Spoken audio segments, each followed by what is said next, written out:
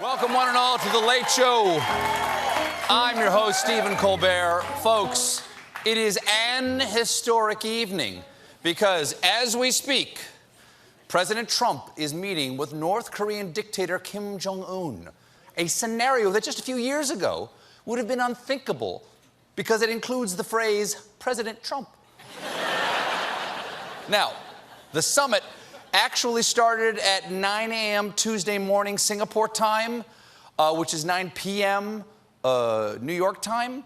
So they're actually meeting in the future, which finally explains both their haircuts. So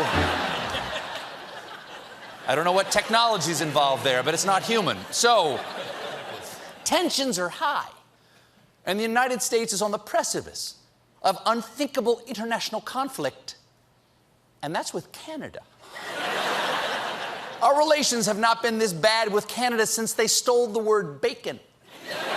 Canadian bacon is just round ham, you monsters.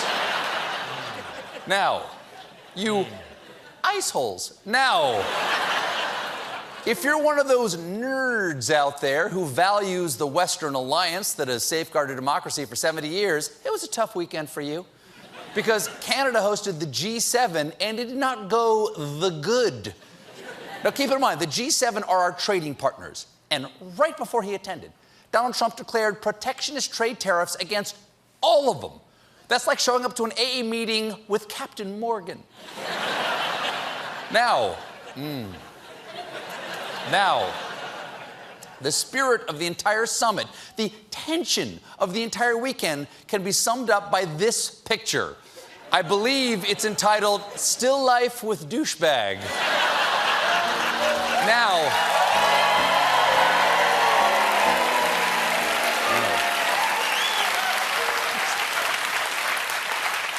he's like a toddler who's put a Lego in his mouth. And they're like, spit it up.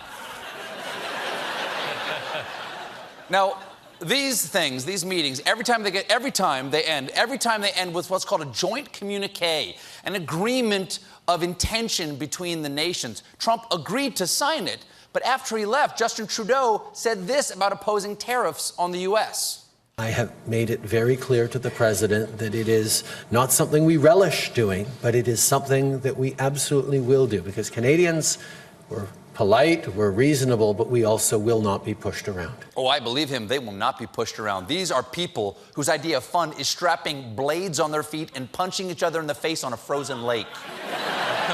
But still, they're a polite people, and that was pretty mild, but Trump was not amused. He then unsigned the communique. He basically broke up with NATO via tweet. Angela Merkel called his action sobering and somewhat depressing. Well, I'll join you with depressing, but while Trump is president, you're on your own with sober.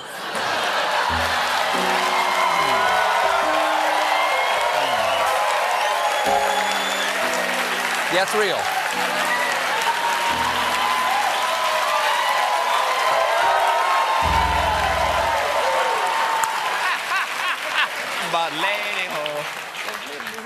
Don't go far with that. Then Trump tweeted, PM Justin Trudeau of Canada acted so meek and mild during our G7 meetings, only to give a news conference after I left saying that U.S. tariffs were kind of insulting and he will not be pushed around.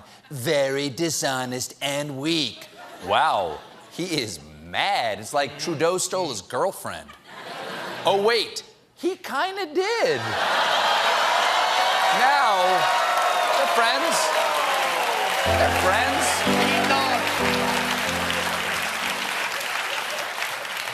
Now, demolishing our relationship with our closest ally might seem like a bad idea, but Trump's top advisors think otherwise. Like Trump trade advisor and dehydrated Tommy Lee Jones, Peter Navarro. Chris, there's a special place in hell for any foreign leader that engages in bad faith diplomacy with President Donald J. Trump. Yes, Canadian hell, where Bud Light is on tap, they never play Gordon Lightfoot, and you have to choose between Ryan Reynolds and Ryan Gosling. It's torture. Who would I choose? Who could I... Oh. They know which one I'd choose. So, Canada's our enemy now. In fact, according to the Washington Post, no U.S. officials have ever spoken this way about any U.S. ally ever. These are the kind of words that normally precede military action. We're going to war with Canada. Oh, my God. We're going to have to put Alex Trebek in a detention center. I bet you don't have an answer for that one, do you smug bastard? And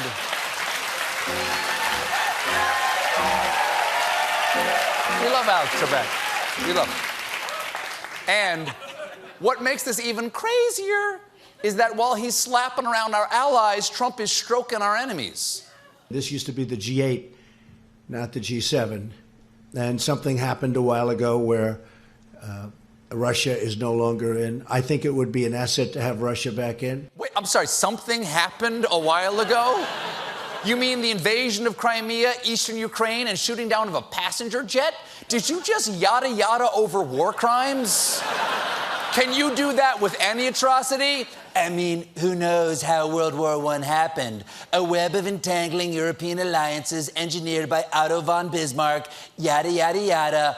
Warhorse wins the Tony. It's a happy ending.